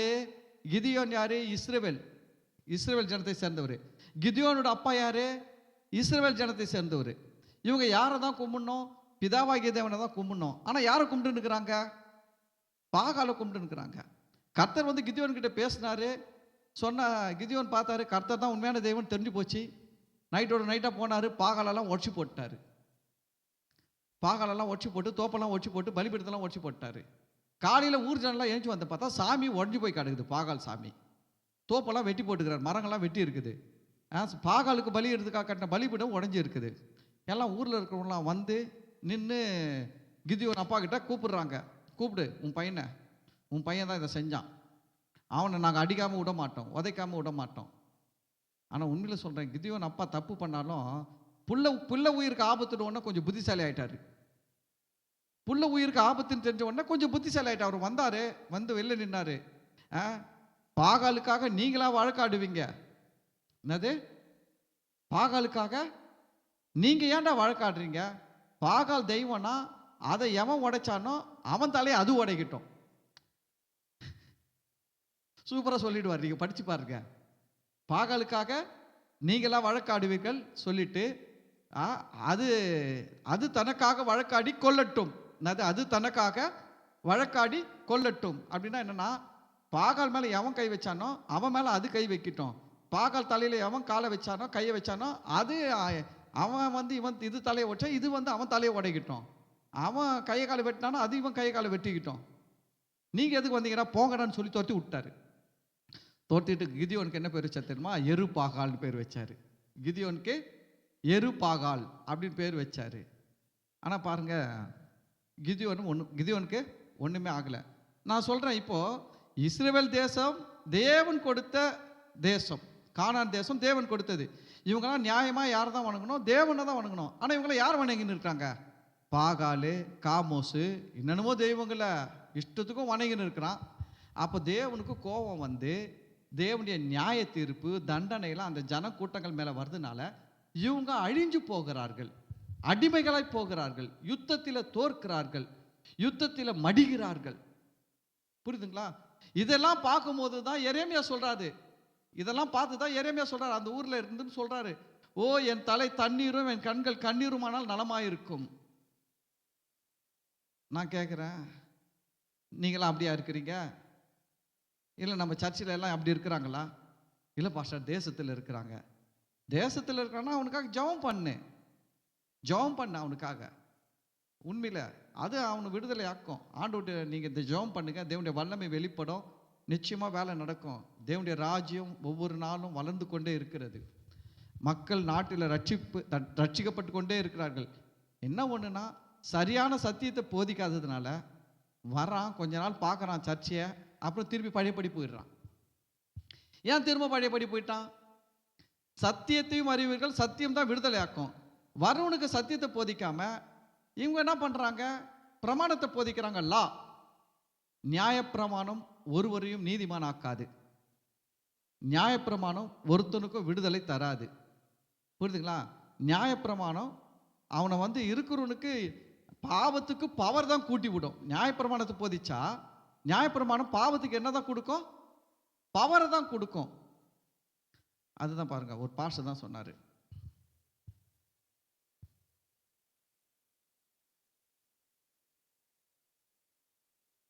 இளம்பிள்ளை வாதம் நோய் ஒன்று இருக்குது, தெரியுங்களா? இளம்பிள்ளை வாதம். எத்தனை பேருக்கு அந்த நோய் தெரியும்? ஒரு சிலருக்கு தெரியும். போலியோ சொட்டு மருந்து எத்தனை பேர் தெரியும்? எல்லாருக்குமே தெரியும் போலியோ சொட்டு மருந்து. கவர்மெண்ட்டு என்ன சொல்லுதுன்னா, போலியோ சொட்டு மருந்துன்னு தான் போதிக்குது ஒழிய, ஆனால் அந்த போலியோ சொட்டு மருந்து எதுக்கு கொடுக்குறாங்க தெரியுங்களா? இந்த இளம்பிள்ளை வாதம்ன்ற நோய் தாக்காம இருக்கிறதுக்காக கொடுக்கப்படுகிற மருந்து தான் போலியோ சொட்டு மருந்து. அப்போ கவர்மெண்ட் ரட்சிக்கப்படாதவனே மக்களுக்கு எதை தான் கொடுக்குறான்னா, நோயை பேசல, சுகத்தை பேசுகிறான். எதை பேசுறான்? நோயை பேசல. இளம்பிள்ளை வாதம் இளம்பிள்ளை வாதம் நோயை பேசல. எதை பேசுறான்? போலியோ சொட்டு மருந்து, போலியோ சொட்டு மருந்து அப்படின்னு பேசுறான். அப்போ நம்ம கூட என்ன பண்றோம்னா, பாவம் பாவம் பாவத்தை பேசாம சத்தியத்தை பேசும்போது தான் பாவத்திலிருந்து மனுஷர்களுக்கு விடுதலை வரும். சத்தியத்தையும் அறிவீர்கள், சத்தியம் என்ன பண்ணும்? விடுதலை ஆக்கும். கண்டிப்பா விடுதலை ஆக்கும். கர்த்தரே ஆவியானவர், கர்த்தருடைய ஆவி எங்கேயோ அங்கே விடுதலையும் உண்டு. உங்களுக்குள்ள பரிசுத்த ஆவியானவர் இருக்கிறான்றதை நான் என்ன பண்றேன்? அடிக்கடி போதிக்கிறேன். நீங்க அதை விசுவாசிக்கிறீங்க. இப்போ என்ன ஆகும்னு கேட்டீங்கன்னா, உங்களுக்குள்ள பரிசுத்த ஆவியானவருடைய செயல்பாடுகள் அதிகமாகும். நீங்க பாவம் செய்யணும்னு நினைக்கும் போது கூட உங்களுக்குள்ள இருக்கிற ஆவியானவர் அதை செய்ய விடாமல் தடுக்க அவரால் முடியும், அவர் செய்கிறார். இப்போ நான் பரிசுத்த ஆவியானவரை பற்றியும் சத்தியத்தை பற்றியும் சொல்லலைன்னா என்ன ஆகுதுன்னா, ஒரு மனுஷனுக்கு விடுதலை வராது. அவனுக்கு பாவத்தை பற்றி பேச பேச பேச பாவம் செஞ்சால் இப்படி ஆகிடும், பாவம் செஞ்சால் அப்படி ஆகிடும்ட்டு அதோடைய சட்ட திட்டம், அவருடைய பலாபலன் எல்லாம் பேச பேச அது பிரமாணம். அது நியாய பிரமாணத்தை பேசும்போது என்ன ஆகும்னா, பாவத்துக்கு பலன் கூடும். வசனம் சொல்லுது, பாவத்துக்கு பலன் கூடும். நியாயப்பிரமாணம் இல்லாதப்போ நான் இருந்ததை விட நியாயப்பிரமாணம் வந்தபோது நான் அதிக பாவி ஆயிட்டேன்னு சொல்றாரு பவுல். நியாயப்பிரமாணம் வந்தபோது அது எனக்கு மிகுந்த பாவத்தை என்ன பண்ணிடுச்சு? கொண்டு வந்துடுச்சு. அதுக்கு தான் பாருங்க, ஒரு உதாரணம் சொல்லுவாங்க.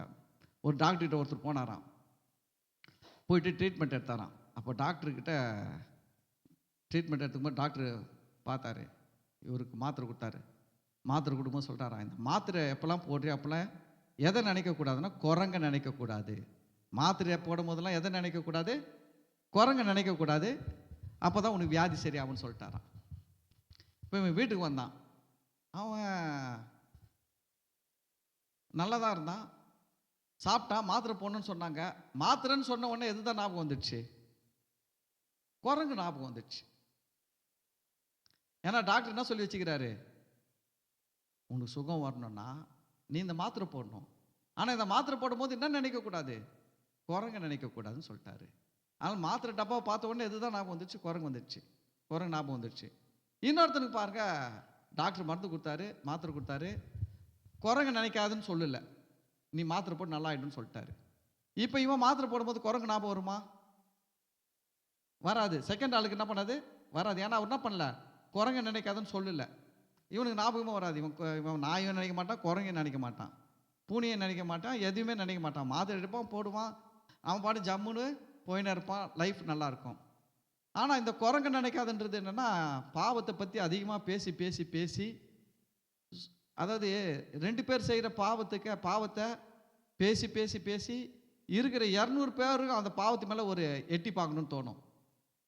நீங்கள் ரோட்டில் போயின்னே இருக்கிறீங்க, ஒரு கிணறு இருக்குது, ஒரு 2 பேர் எட்டி பார்க்குறான்னு வச்சுக்கோங்க. அப்புறம் எத்தனை பேர் எட்டி பார்ப்பான்? இன்னும் ஒரு 2 பேர் 3 பேர் எட்டி பார்ப்பான். அப்புறம் என்ன பண்ணுவாங்க? ஒரு 10 பேர் சூழ்ந்துன்னு பார்ப்பானுங்க. அப்புறம் 10 பேர் அவனுக்கு பின்னாடி சுதா இப்போ ஒரு 200 பேர் நின்று இருப்பான் சுற்றி. என்னடா பார்க்குறீங்க? கிணத்துள்ள ஏதோ இருக்குது பார்த்துருக்குறோம். இப்போ அதே ஒரு ஊரில் கிணறு இருந்து எவனும் அந்த கிணத்தையே கேர் பண்ணலாம், பண்ணு போகிறான் வரான்னு வச்சுக்கோங்க. அப்போ யாருன்னா கிணத்தை சூழ்ந்து பார்த்துட்டு இருப்பாங்களா? ஆமாம், அப்படி தான் பாவத்தை கவனிங்க. நம்ம அதை ரொம்ப பெருசாக எடுத்து அது கூட ஃபைட் பண்ணி ஜெயிக்கணும்னு நினச்சா ஜெயிக்கவே முடியாது. பாவத்தை கூட நீங்கள் ஃபைட் பண்ணி என்ன பண்ண முடியாது? ஜெயிக்கவும் முடியாது. ஆனால் சத்தியத்தை அறிந்து கொள்ளும்பொழுது சத்தியம் உங்களை பாவத்தை ஜெயிக்கிறவர்களாய் மாற்றும். ரோமர் 6:14 ரொம்ப சூப்பர் வசனம். ரோமர் 6வது அதிகாரம் 14வது வசனம் என்ன சொல்கிறேன்னா, இன்னைக்கு காலையில் நான் போட்டேன் வசனம். நீங்கள் நியாயப்பிரமாணத்திற்கு கீழ்ப்பட்டிராமல், கிறிஸ்தவர்களை குறித்து பவுல் எழுதுறார் ரோமரில். என்ன சொல்றார்? நீங்கள் நியாயப்பிரமாணத்திற்கு கீழ்ப்பட்டிராமல் கிருபைக்கு கீழ்ப்பட்டு இருக்கிறபடியால் பாவம் உங்களை மேற்கொள்ள மாட்டாது. அப்படின்னா என்னன்னா, நீங்க கிறிஸ்தவர்களாகிய நீங்கள் நியாயப்பிரமாணத்துக்கு கீழே இல்லை, கிறிஸ்தவர்களாகிய நீங்கள் கிருபைக்கு கீழே இருக்கிறீர்கள். அதனால் பாவம் உங்களை ஜெயிக்க முடியாது. உங்களை ஜெயிக்க முடியுமா பாவம்? முடியாது. ஏன்? நீங்க எதுக்கு கீழே இருக்கிறீங்க? கிருபையில், கிருபைக்கு கீழே இருக்கிறீங்க. இதை நியாயப்பிரமாணத்துக்கு கீழே இருந்தா என்ன அர்த்தம்? பாவம் உங்களை ஜெயிச்சிடும். அந்த வார்த்தைக்கு அப்படிதான் அர்த்தம். புரியுதுங்களா? இதுக்கு கீழே இல்லை, இதுக்கு கீழே இருக்கிறீங்க, அதனால பாவம் உங்களை ஜெயிக்க முடியாதுன்னா, நீங்க அப்ப அதுக்கு கீழே இருந்தா பாவம் என்ன பண்ணும்? உங்களை ஜெயிச்சிடும். அதுதான் சத்தியம் ரொம்ப முக்கியம். கிருபையின் சத்தியத்தை நாம் கற்றுக்கொள்ள வேண்டும், புரிந்து கொள்ள வேண்டும், ஏற்றுக்கொள்ள வேண்டும், நம்ப வேண்டும். சும்மா போயிட்டு என்ன நான் இதை செய்யாமல் இருக்க போகிறேன், நான் அதை செய்யாமல் இருக்க போகிறேன். தீர்மானம் எடுக்கிறது நல்லது, தீர்மானம் எடுக்கிறது தப்பு கிடையாது, நல்லது. ஆனால் சில காரியங்கள்லாம் நான் உங்கள் பலத்தில் தீர்மானம் எடுத்து செய்ய முடியாது. நீங்கள் தீர்மானம் எடுத்து கூட அதில் தேவனுடைய பலத்தை இன்புட் பண்ணுங்க. உங்கள் தீர்மானத்தில் எதை இன்புட் பண்ணுங்க? தேவனுடைய வார்த்தையை இன்புட் பண்ணுங்க. அப்போ நீங்கள் அந்த தீர்மானத்தில் வெற்றி அடைவீங்க. ஆனால் தேவனுடைய வார்த்தையை நீங்கள் உள்ளே வைக்காமல் அந்த தீர்மானத்தில் நீங்கள் சுயத்தில் தீர்மானம் எடுத்தால் தோற்று போயிடுவீங்க. உங்கள் சுய பலத்தில் நீங்கள் தீர்மானம் எடுத்து நான் இதை செய்யக்கூடாது, அதை செய்யக்கூடாது, நான் இப்படி பண்ணணும், அப்படி பண்ணணும், பல காரியங்கள் சட்டத்திட்டங்களெல்லாம் கொண்டு செய்ய முயற்சி பண்ணியா தோற்றுடுவீங்க. ஆனால் நீங்கள் வசனத்தை உள்ளே வச்சுக்கினீங்கன்னா, ஒவ்வொரு தீர்மானத்துக்கும் ஒரு வசனத்தை உள்ளே வச்சுக்கினீங்கன்னா கண்டிப்பாக நீங்கள் ஜெயிச்சிருவீங்க. ஏன்னா சத்தியம் இருக்குது. சத்தியம் உள்ளே வரும்போது நீங்கள் எடுக்கிற தீர்மானத்தை நிறைவேற்ற சத்தியம் உங்களுக்கு பலன் கொடுக்கும். கர்த்தருடைய வார்த்தை வல்லமை உள்ளதாக இருக்கிறது என்று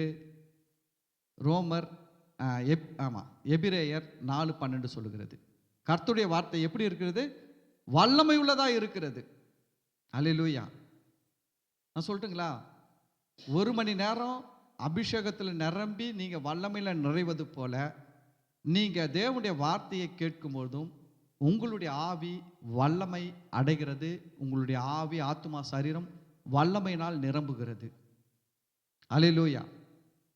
வல்லமை நம்ம என்ன நினைக்கிறோம்னா, நம்ம வல்லமைன்றதை என்ன நினைக்கிறோம்னா, ஒரே அந்நிய பாஷை பேசி ஒரே அமக்கலம் பண்ணி ஒரே ஆவியில் நிரம்பி குதிச்சாதான் என்ன இருக்குது வல்லமை நினைக்கிறோம். கிடையவே கிடையாது. நீங்கள் நல்லா தேவனுடைய வார்த்தையெல்லாம் நல்லா பைபிள் மணிக்கணக்காக பைபிள் படிங்க. நல்லா, அதாவது பைபிள் புரிஞ்சுக்கின்னு படிக்கிறதுல பவர் அதிகம். அல்லேலூயா. புரியுதுங்களா? மாத்திரை இருக்குது, மெடிக்கல் ஷாப்பில் மாத்திரை இருக்குது, போனீங்க கண் எதுக்கு ஒரு டப்பாவில் மாத்திரை இருக்குது, எடுத்து கையில் போட்டு டபாக்குன்னு கொட்டிட்டீங்க வாயில். உங்களுக்கு ஜுரம் நல்லாயிடுமா? நல்லாவே ஆகாது. இன்னொரு டப்பாலேருந்து எடுத்து 2 மாத்திரை போட்டுக்கினீங்க, நல்லாயிடுமா? நல்லாவே ஆகாது. ஜுரத்துக்கு எந்த மாத்திரைன்னு கண்டுபிடிச்சி அந்த மாத்திரையை சாப்பிட்டா தான் ஜுரம் சரியாகும்.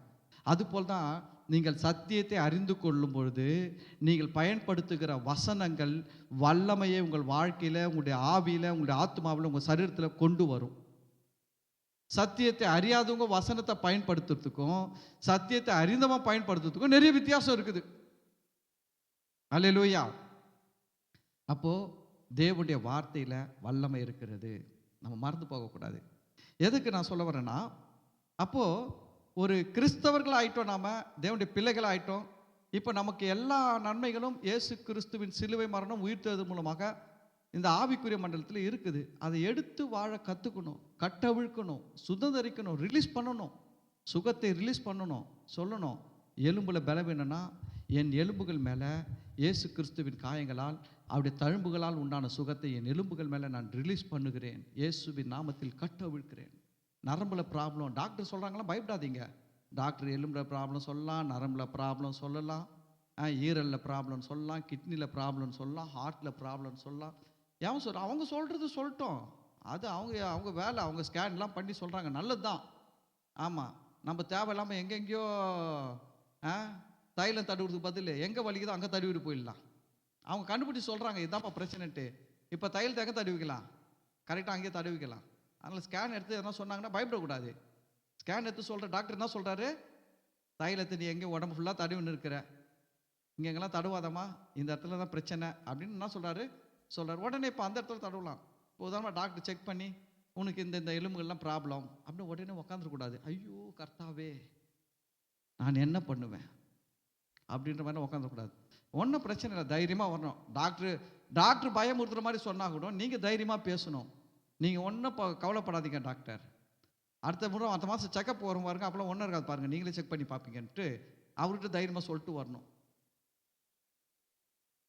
ஏன்னா டாக்டருங்க பயமுறுத்துவாங்க. ஏன் டாக்டருங்க பயமுறுத்துவாங்கன்னா, அதுதான் அவங்களுடைய ஆதாயம். நம்முடைய பயமே அவங்களுடைய லாபம். நம்முடைய பயம்தான் அவங்களுக்கு லாபம். நம்முடைய பயம்தான் அவங்களுடைய வருமானம். நம்முடைய பயம்தான் அவங்களுடைய வருமானம். அவன் வருமானத்துக்காக நம்மளை பயமுறுத்த தான் செய்வான், சொல்லுவான். ஒன்றும் இல்லாதது கூட பெருசாக போட்டு காட்டுவான், உட்கார வச்சு படம்லாம் வரைஞ்சி காட்டுவான். படம்லாம் வரைஞ்சி அப்படி ஆயிடுச்சு, உனக்கு இப்படி ஆயிடுச்சு, உனக்கு அப்படி ஆகிடும், இப்படி ஆகிடும், இது அப்படி இப்படி போய் அங்கே கடைசியில் போயிட்டு எங்கே காட்டுவான்னா அந்த பெட்டியை காட்டுவான், சவ பெட்டியை. இதுதான் கடைசின்ற மாதிரி காட்டுவான் ட்ராயிங்லாம் வரைஞ்சி. நீங்கள் டாக்டர்கிட்ட சொல்லுங்கள், இதெல்லாம் ஒன்றும் இல்லை டாக்டர், அடுத்த மாதம் வரும் பாருங்கள், இதை விட சூப்பராக வரும், இதெல்லாம் ஒன்றுமே இருக்காது அப்படின்ட்டு. நீங்கள் வீட்டுக்கு வந்து என்ன பண்ணணும், இப்போ டாக்டர் எங்கெங்கெல்லாம் ப்ராப்ளம்னு சொன்னாரோ கண்ணீர் விட்டு பார்த்து கதறி கண்ணீர் விடக்கூடாது. அதெல்லாம் பார்த்து சொல்லணும், இயேசுவின் நாமத்தினால என் எலும்புகள் மேலே இயேசு கிறிஸ்துவின் காயங்களால், அவருடைய தழும்புகளால் உண்டான சுகத்தை என்ன பண்ணுறேன், கட்டவிழ்க்கிறேன், சுதந்திரிக்கிறேன். என் எலும்புகள் மேலே பேசுகிறேன் சுகத்தை. அந்த பகுதி மேலே இயேசுவின் ரத்தத்தை தெளிக்கிறேன். அந்த அந்த பகுதியை பார்த்து சொல்லுங்கள், எந்த ஸ்பேரு, எந்த ஆர்கன், எந்த இடம் பலவீனமாக இருக்குது, வீக்காக இருக்குது, ப்ராப்ளம்னு சொல்கிறாரோ அந்த இடத்த நீங்கள் பேசணும். வசனத்தை பேசுங்க. அந்த இடத்துல நான் இயேசுவின் நாமத்தில் சுகத்தை பேசுகிறேன், இயேசுவின் நாமத்தில் பலத்தை பேசுகிறேன், புரியுதுங்களா? வாதையன் கூடாரத்தை அணுகாது என்று சொல்லுகிறேன் அப்படின்னு நீங்கள் சொல்லணும். நீங்கள் போயிட்டு இன்னொரு பாஸ்டர்கிட்ட ஓடி அந்த பாஸ்டர் இந்த பாஸ்டர் இந்த பாஸ்டர் அந்த பாஸ்டர், ஊரில் இருக்கிற எல்லா பாஸ்டர்கிட்டையும் ஓடாதீங்க. நீங்கள் அழகாக உட்காருங்க. நீங்கள் ஓட ஓட ஓட விசுவாசம் வீக் ஆகிடும். உக்காந்து வசனத்தை பேச பேச பேச விசுவாசம் விருத்தி அடையும். ஆனால் நம்ம அதை தான் பண்ணணும். ஓடி ஓடி ஓடி விசுவாசத்தை வீக் ஆக்கக்கூடாது. நல்லா உக்காந்து வசனத்தெல்லாம் பேசணும். ரிப்போர்ட்டை வச்சுக்கோங்க, பேசுங்க, அவ்வளோதான். நமக்கு எல்லா விதமான நன்மைகளையும் இயேசு கிறிஸ்து மூலமாக ஆவிக்குரிய மண்டலத்தில் நமக்கு வைக்கப்பட்டிருக்கிறது. நம்ம அதை ரிலீஸ் பண்ணணும், அதுதான் நம்ம வேலை. தோட்டக்காரர் உள்ளே அனுப்பிட்டாரு, மெயின் கேட்டு நம்மளுக்கு என்ன ஆயிடுச்சு, ஓப்பன் ஆயிடுச்சு. மெயின் கேட் என்ன, ரட்சிப்பு. மெயின் கேட் என்ன, ரட்சிப்பு. ரட்சிப்பு எப்படி ஓப்பன் ஆச்சு, ரட்சிப்புன்ற கேட் எப்படி ஓப்பன் ஆச்சு, இலவசமாய் கிருபையினால். எப்படி ஓப்பன் ஆச்சு, இலவசமாய் கிருபையினால் ஓப்பன் ஆகிருக்குது. அவ்வளோதான். இதில் எடுத்து நம்ம வாழ கற்றுக்கணும். இதை விட்டுட்டு நம்ம என்ன பண்ணுறோம், அந்த யூதர்கள் மாதிரியே. அந்த யூதர்கள் பாருங்க, அவங்க என்ன சொல்கிறாங்க, மோசேயின் நியாயப்பிரமாணத்தை கை கொள்ளும்படி அவர்களுக்கு கற்பிக்கிறது அவசியம். எது முக்கியம் சொல்றாங்க? மோசேயினுடைய நியாயப்பிரமாணம் முக்கியன்றாங்க ரட்சிக்கப்பட்டவங்க. ஆனா ரட்சிப்பை விட அவங்க எதை தான் முக்கியமா பேசுறாங்க? நியாயப்பிரமாணத்தை முக்கியமா பேசுறாங்க. ஆனா நான் சொல்றேன், பின்னாடி படிப்போம், வசனம் சொல்லுது, நியாயப்பிரமாணம் எதிலிருந்தெல்லாம் நம்மளை விடுதலையாக்க முடியாம இருக்குதோ அதிலிருந்தெல்லாம் இயேசு கிறிஸ்து நம்மை விடுதலையாக்கி இருக்கிறார். அல்லேலூயா. இதுலயே வரும் அந்த வசனம், புரியுதுங்களா? இதுலயே பார்த்தீங்கன்னா நான் அந்த வசனத்தை படிக்கிறேன், பின்னாடி பார்ப்போம் பாருங்க.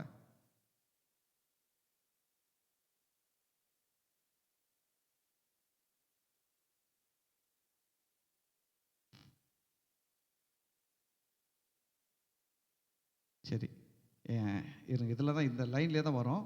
அதாவது மோசேயின் நியாயப்பிரமாணத்தினின்று நாம் எவைகளிலிருந்தெல்லாம் விடுதலையாக்க கூடாது இருக்கிறதோ அவைகளிலிருந்தெல்லாம் நம்மை என்ன பண்ணியிருக்கிறாரு? விடுதலையாக்கி இருக்கிறார் அப்படின்ட்டு இருக்கும். சரி, அப்போ என்னன்னா கவனிங்க, முடிக்கிறேன். கிருபையினால ரட்சிக்கப்பட்டிருக்கிறோம். இது நம்முடைய செய்கையினால வந்தது கிடையாது, இது தேவனுடைய ஈவு. நம்ம மனசை இதில் தான் நம்மளை வந்து டியூன் பண்ணணும். ஆனால் நம்மளை சுற்றி இருக்கிற ஜனங்கள்லாம் எப்படி இருப்பாங்கன்னா, அவங்களுக்கு இந்த சத்தியமே தெரியாது, இந்த சத்தியங்கள்லாம் அவங்களுக்கு தெரியாது. அவங்க நம்மகிட்ட பேசும்போது என்ன தான் பேசுவாங்க? இத்தனை மணிக்கு எழுந்திரிச்சு ஜெபம் பண்ணாதான் இயேசு உனக்கு அதை செய்வார், இவ்வளோ நேரம் ஜெபம் பண்ணாதான் இயேசு உனக்கு அதை செய்வார், வாரத்தில் இத்தனை நாள் உபவாசம் இருந்தால் தான் இயேசு உனக்கு அதை செய்வார், நீ இந்த பொருத்தனை பண்ணாதான் இயேசு உனக்கு செய்வார் அப்படின்னு நம்ம சுற்றி இருக்கிறவங்க நம்மளுக்கு என்ன பண்ணுவாங்க? பேசுவாங்க. இவங்கெல்லாம் யாரு? இவங்கெல்லாம் யாரு? அன்னைக்கு இருந்த யூதர்கள், அன்னைக்கு இருந்த பரிசேய சமயத்தை சேர்ந்தவர்கள் போல இன்னைக்கு கிறிஸ்துக்குள்ள இருக்கிற பரிசேயர்கள். இவங்கெல்லாம் யாரு? கிறிஸ்துக்குள்ள இருக்கிற பரிசேய கூட்டம், மதவாதிகள். அவங்க என்ன பண்ணுவாங்க? மதம்ன்றது என்ன? நான் என்ன செய்தால் செய்கிறனோ அதன் அடிப்படையில் கடவுள் எனக்கு செய்வார் அப்படின்றது தான் மதம். ஆனால் நம்ம மதத்தில் இல்லை, இயேசு கிறிஸ்துவுக்குள் இருக்கிறோம். புரியுதுங்களா? மதத்தில் கடவுள் மனுஷனுக்கு ஒன்றுமே செய்யலை, ஆனால் மார்க்கத்தில் இயேசு கிறிஸ்து நமக்காக எல்லாவற்றையும் செய்து முடித்திருக்கிறார். சங்கீதக்காரன் சொல்கிறாரு பழைய ஏற்பாட்டில், கர்த்தர் எனக்காக யாவையும் செய்து முடிப்பார். ஆனால் அந்த வார்த்தை எங்கே நிறைவேறிச்சு தெரியுமா? இயேசுவின் சிலுவை மரணத்தில் தான் நிறைவேறிச்சு. ஏன்னா இயேசு சிலுவையில் தான் சொன்னார் முடிந்தது.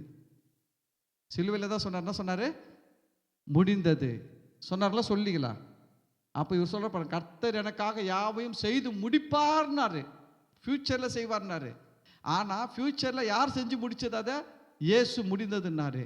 இப்போ நமக்கு முடிப்பார்ல, முடித்திருக்கிறார். நமக்கு எப்படி இருக்குது? இப்போ முடிப்பார்ல. ஏன்னா இயேசு இன்னொரு முறை சிலுவையில் தொங்க மாட்டார், இன்னொரு முறை செஞ்சு முடிப்பார்ல, முடித்து இருக்கிறார். அல்லேலூயா. இப்போ நம்ம எடுக்கணும். ஆமென். அதனால் நான் சொல்கிறேன், இயேசுவை ஏற்றுக்கொள்வது பெரிய பாக்கியம். அதுவும் இயேசுவை ஏற்றுக்கொண்டு சரியான சத்தியத்தை அறிந்து வாழ்வது பெரிய பாக்கியம். புரியுதுங்களா? ஏன்னா உண்மையில் தேவனுக்கு நான் நன்றி சொல்கிறேன். நானும் உங்களுக்கு நைட்டு 12 மணிலேருந்து 2 மணி வரைக்கும் ஜெபம் பண்ணாதான் கடவுள் உனக்கு இதெல்லாம் செய்வார்னு ஏதோ ஒரு சட்டத்தை போதிச்சு உங்களுடைய ஆத்துமாக்களை கெடுத்து உங்களுடைய விசுவாசத்தை கவிழ்த்து போட்டு நானும் சத்தியம் பேசுகிறேன்னு நினச்சி சத்தியத்துக்கு விரோதமாக பேசாத படிக்கு ஆண்டவர் என்ன பண்ணியிருக்காருன்னா எனக்கு அந்த வெளிச்சத்தை கொடுத்துருக்கிறார். எனக்கு அந்த வெளிச்சத்தை என்ன பண்ணியிருக்காரு? கொடுத்துருக்கிறாரு. அதனால் அந்த வெளிச்சம் உங்களுக்கு வருது. ஆமென். அதனால் நம்ம ஆண்டுடைய பிள்ளைகள், நம்ம சபை மக்கள் நல்லா புரிஞ்சுக்கோங்க ஒரு காரியத்தை. நீங்கள் எப்பவுமே கிருபையில் இருக்கிறத மறந்து போகவே கூடாது. கிருபையில் இருக்கிறன்னா என்னன்னா, நான் எனக்காக எதையெல்லாம் செய்து பெற்றுக்கொள்ள முடியாதோ அதையெல்லாம் எனக்காக இயேசு செய்து எனக்கு பெற்றுக் கொடுத்திருக்கிறார். அதுதான் கிருபை. அல்லேலூயா. கர்த்தர் உங்களை ஆசீர்வதிப்பார். நம்ம எல்லாரும் ஜெபிக்கலாம். நாம் எல்லாரும் எழுந்து நிற்போம். ஸ்தோத்திரம் ஆண்டவரே, இந்த நாளிலும் கூட இந்த நல்ல வார்த்தைகளுக்காக நன்றியோடு துதிக்கிறோம். ஆண்டவரே, கிருபையினால நாங்கள் விசுவாசத்தை கொண்டு ரட்சிக்கப்பட்டோம். இது எங்களால் உண்டானதல்ல, இது உம்முடைய ஈவு என்று நாங்கள் நன்றியோடு உம்மை ஸ்தோத்தரிக்கிறோம். எங்களுடைய நீதியின் கிரியைகளின்படி எங்களை ரட்சியாமல் அப்பா, தம்முடைய கிருபையினால் எங்களை ரட்சித்து இருக்கிறீங்களே, உமக்கு நன்றி ராஜா. ஆண்டவரே, நாங்கள் உங்கள் பிள்ளையாக இருப்பது உங்கள் கிருபை. ஆண்டவரே, நாங்கள் உண்மை அப்பா பிதாவே என்று அழைப்பது உங்கள் கிருபை. எங்களுக்கு அபிஷேகம் நீங்கள் கொடுத்தது உங்கள் கிருபை. எங்களுக்கு வரத்தை கொடுத்திருப்பது உங்கள் கிருபை. உங்கள் பிள்ளைகளாக எங்களை மாற்றியிருப்பது உங்கள் கிருபை. ஆண்டவரே, உங்கள் கிருபை இல்லாமல் எங்களால் உங்ககிட்ட இருந்து ஒன்றையும் வாங்கவே முடியாதப்பா. ஆண்டவர், உங்கள் கிருபைக்காக நன்றி சொல்லுகிறோம். ஆண்டவரே, கிருபையினால் நாங்கள் பெற்றுக்கொண்ட இந்த நன்மைகள் எல்லாம் ஆண்டவரே, நாங்கள் கிரியை செய்து மறுதளிக்கக்கூடாது. எங்கள் கிரியைகள் முக்கியம்தான். நாங்கள் நன்மை செய்ய வேண்டும், நாங்கள் உதவி செய்ய வேண்டும், நாங்கள் சாட்சியாய் வாழ வேண்டும். ஆண்டவரே, நாங்கள் உங்கள் நாமத்தை மகிமைப்படுத்த வேண்டும், எல்லாம் உண்மைதான். ஆனால் இதெல்லாம் செஞ்சால் தான் நீங்கள் கொடுப்பீங்கன்னு சொல்லி உண்மை நாங்கள் மட்டுப்படுத்திடக்கூடாது. ஆண்டவரே, நாங்கள் அதிகமாக ஜெபிக்கணும். ஆண்டவரே, அதிகமாக ஆண்டவரே உங்கள் பிரசன்னத்தில் நிரம்பி வாழணும்ப்பா. உங்கள் அபிஷேகத்தில் நிரம்பி வாழணும்ப்பா. ஆண்டவரே, நாங்கள் நன்றாக உபவாசம் இருக்கணும். எங்களுடைய ஆவியில் ஆத்மாவில் ஆண்டவரே நாங்கள் அதிகமான அந்த பலனை பெற்றுக்கொள்ளும்படியாக, ஆவிக்குரிய பலன் ஆத்மாக்குரிய பலனை பெற்றுக்கொள்ளும்படியாக உபவாசம் இருப்பது நல்லது தான்ப்பா. அப்போ அதே போல் நாங்கள் பூமியில் இருக்கும்போது உங்கள் நாமம் மகிமைப்படும்படியாக நற்கிரியைகள் செய்வது நல்லது தான்ப்பா. ஆனால் இதெல்லாம் செஞ்சால் எனக்கு இதெல்லாம் நீங்கள் கொடுப்பீங்கன்னு சொல்லி அந்த டிமாண்டுக்குள்ளே உங்களை நாங்கள் கொண்டு வரக்கூடாது. ஆண்டவரே, நீங்களே எங்களை டிமாண்ட் பண்ணுறீங்கன்ட்டு நாங்கள் நினைக்கக்கூடாது. ஆண்டவரே, சத்தியத்தையும் அறிவுகள் சத்தியம் உங்களை விடுதலையாக்கும் என்ற வார்த்தையின்படி இந்த சத்தியத்தை நேரில் ஆன்லைனில் கேட்குற ஒவ்வொரு பிள்ளைகளின் வாழ்க்கையில் பரிசுத்தாவினவரே உங்களுடைய விடுதலை, வார்த்தைகள் மூலமாய் உண்டாகிற விடுதலை, வார்த்தைகள் மூலமாய் உண்டாகிற வல்லமை, வார்த்தை மூலமாய் உண்டாகிற பலன் ஒவ்வொருத்தருடைய ஆவியில் ஆத்மாவில் சரீரத்தில் இயேசுவின் நாமத்தில் பரிபூர்ணமாக வெளிப்படட்டும். அப்பா, பலவீனங்களிலிருந்து விடுதலை உண்டாகட்டும். ஆண்டவரே, உமக்கு பிரியமுள்ள ஒரு வாழ்க்கை வாழ கிருபை உண்டாகட்டும். தொடர்ந்து ஒவ்வொருவரையும் ஆசீர்வதிங்க. நீங்கள் மகிமைப்படுங்க. துதிகன மகிமைகளை மாட்சிமைகளை அப்பா நாங்கள் உமக்கு செலுத்துகிறோம். இயேசு கிறிஸ்துவின் நாமத்தில் ஜெபிக்கிறோம், நன்றி செலுத்துகிறோம் நல்ல பிதாவே, ஆமென். என் ஆத்துமாவே கர்த்தரை ஸ்தோத்திரி, என் முழுவலுமே அவர் பரிசுத்த நாமத்தை ஸ்தோத்திரி. என் ஆத்துமாவே கர்த்தரை ஸ்தோத்திரி, கர்த்தர் செய்த சகல உபகாரங்களையும் மறவாதே, ஆமென். பிதாவாகிய தேவனுடைய அன்பும் கர்த்தராகிய இயேசு கிறிஸ்துவின் கிருபையும் பரிசுத்த ஆவியினுடைய அன்யோன்யமும் ஐக்கியமும் ஆசீர்வாதமும் வழிநடத்துதலும் இப்பொழுதும் கர்த்தராகிய இயேசு கிறிஸ்துவின் வருகை வரையிலும் நம் அனைவரோடும் இருப்பதாக, ஆமென். ஹல்லேலூயா, ஹல்லேலூயா, ஹல்லேலூயா. கர்த்தர் உங்களை எல்லாரையும் ஆசீர்வதிப்பார். God bless you. God bless you.